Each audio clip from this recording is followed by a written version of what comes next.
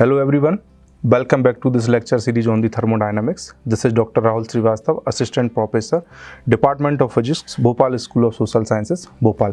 This is our fourth lecture and the title of this lecture is the Carnot's Ideal Heat Engine, and today's plan of talk is that first of all we will discuss about the basic introduction of French scientist Sadi Carnot, and his Carnot's ideal heat engine is the prime focus of today's talk. Then after, the main aspects of this Carnot's ideal heat engine are source, sink, working substance and insulating stand. In the last lecture we have discussed about the ideal heat engine, and today we are going to discuss about the Carnot's ideal heat engine. There is a difference in between that. We were discussing the ideal heat engine, which is the on paper, means we can say that it is a kind of raw paper or the basic arrangement for the heat engine. But the concept of this ideal heat engine firstly given by the Sadi Carnot, and he was a French scientist that in very early age he died, but he has given many concept about the ideal heat engine. So whatever the vehicles or the car we are using in today's environment is basically depending on this concept that has been given by Sadi Carnot. So he was born on 1st of January 1796 in Paris, France, and died only in the age of 36 on 24th August 1832. And in very early age he did a great job in the field of physics, that he was a mechanical engineer in the French army. Also he was a military scientist, then after became a great physicist in the field of physics. He is now considering as one of the pioneer in the field of thermodynamics. The concepts he has given, the theories he has proven, and we can consider often him as a father of thermodynamics. So whatever thermodynamics today we are having, the concepts of thermodynamics today we are having, that are mainly conceptualized by Sadi Carnot in very early age. Basically he is known for the Carnot's heat engine, the efficiency of Carnot's heat engine, then after the cycle and Carnot theorem. These all concepts of Carnot's engine that has been derived by Sadi Carnot. The image of him as shown in the slide, you can see it, and this image has been taken from the Wikipedia, and this is kind of portraits. You can see in very early age he died and he had given some very great concepts of the thermodynamics. So his ideal heat engine is basically known as the Carnot's ideal heat engine. In 1824 he has assumed that a heat engine which is perfectly reversible. The concept of or the meaning of reversible is reversible means is there is not any loss of heat at any stage. Means if we are seeing that the energy in the last lecture we have discussed about the heat engine, that the energy coming from the source, the engine is capitalizing this energy and converting into mechanical work, and the rejected heat that has been rejected or removed from the sink. But in his conceptual ideal heat engine, he said that there is not any loss of heat, means whole energy has been converted into the mechanical work.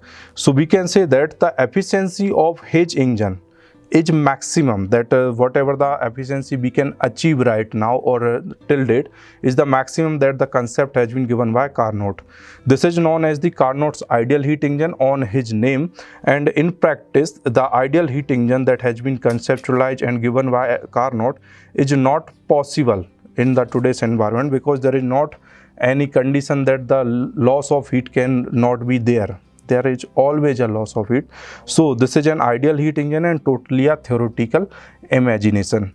But the concept he has given, the basic theories he has given, so the whatever heat engines today we are using in practice are always compared to the Carnot's heat engine and taking this engine as the standard one. So if we are saying that engine is good or engine is average or bad, that we are actually comparing with the Carnot's theory or the Carnot's ideal heat engine, so that we can say that it is the standard ideal heat engine. Right now there is not any heat engine that is more efficient or nearby towards the Carnot's heat engine. So this is one of the most and greatest ideal heat engine that till we have assumed. This Carnot's heat engine having four basic parts or main aspects, that is source, sink, working substance, and insulating stand. Many of these aspects we have discussed in the ideal heat engine, but there is some difference in the theory of Carnot's heat engine. So let me start with the source.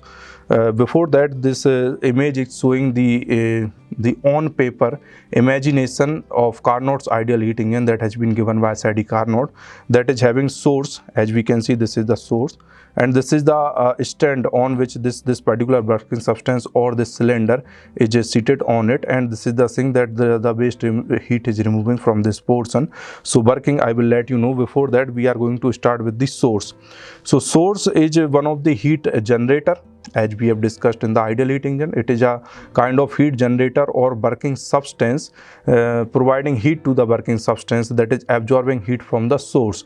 So source is basically a heat creator, heat provider to the working substance. Generally, it is found on a very high temperature range, that the temperature always flows towards the lower temperature range, from the high temperature range towards the lower temperature range. So this working substance is generally found in lower temperature range, and the source is finding on a higher temperature range. So the temperature can easily flow towards the working substance, and it is the working substance absorbing this heat that is coming from the source.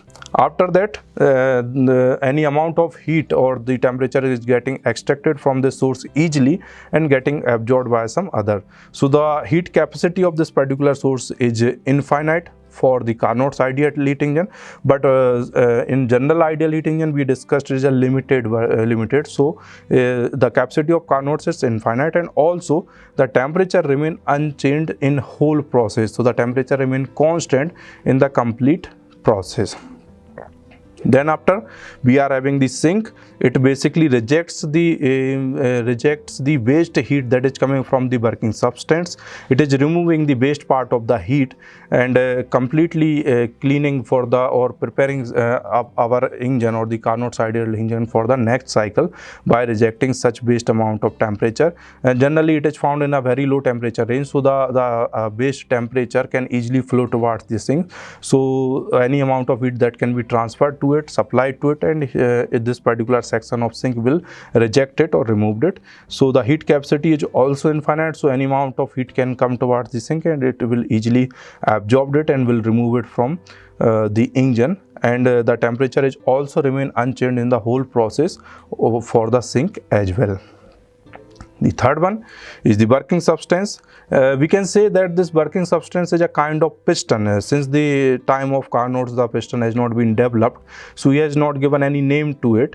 But the today's piston we are using in an engine is basically depending on these concepts. So an ideal gas engine is taken as the working substance. So the amount of gas that is coming from this source towards this piston, so this piston or a cylinder, that time this particular portion is known as a cylinder. So it is filling inside this region. So this piston is going up in actual, and because of the pressure and the gravitational force, it is coming back towards its own position. So the waste amount is releasing towards this sink. So the working substance is basically a gas that is filling inside a cylinder or inside a particular chamber or the piston. So by the pressure of this piston or that is steam, the piston is going up and down, and this process is continuously following on the cycle basis.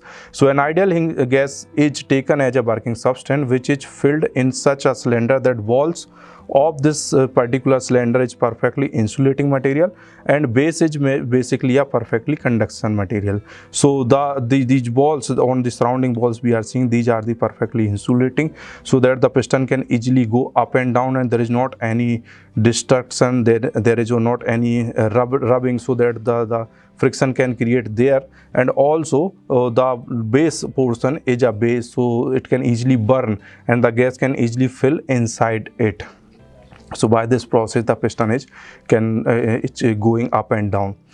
So in this cylinder there is a piston which is perfectly insulating material, so which cannot perform friction inside this and can perform easily frictionless movement. So this is whole process is known as the working substance through a ideal gas. Now insulating stand, actually this whole phenomena has to be stand on a particular place so that it can easily hold. So we can say that the insulating stand is holding the working substance, cylinder, source and sink, all the amount. So it is a stand that perfectly insulating material that has been made from the perfectly insulating material, and it is holding the whole system on it. So this is known as the insulating stand.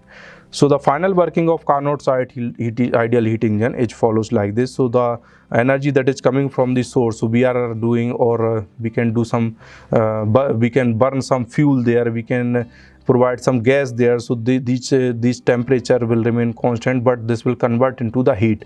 That heat further will absorb or go inside in this working substance portion. So by this process, or the steaming process, this piston can go up and down, and the rejected amount that is coming from this working substance or the cylinder, that can be removed by the sink. And by the removing of this waste material, the engine is ready for the next cycle. So this is a complete cyclic process, that is heat is coming from the source, filling in the working substance, piston is going up, piston is coming back due to the gravity and pressure, and the rejected heat that is removing from the sink. Again the system is ready for the next cycle, the energy coming from this source, piston going up and down, releasing heat, and again. This whole process is known as the Carnot cycle, and it is also known as the cyclic process of an Carnot's ideal heat engine. So this is how the Carnot's ideal heat engine actually works. And as we have already discussed, that this is a perfectly theoretical assumption.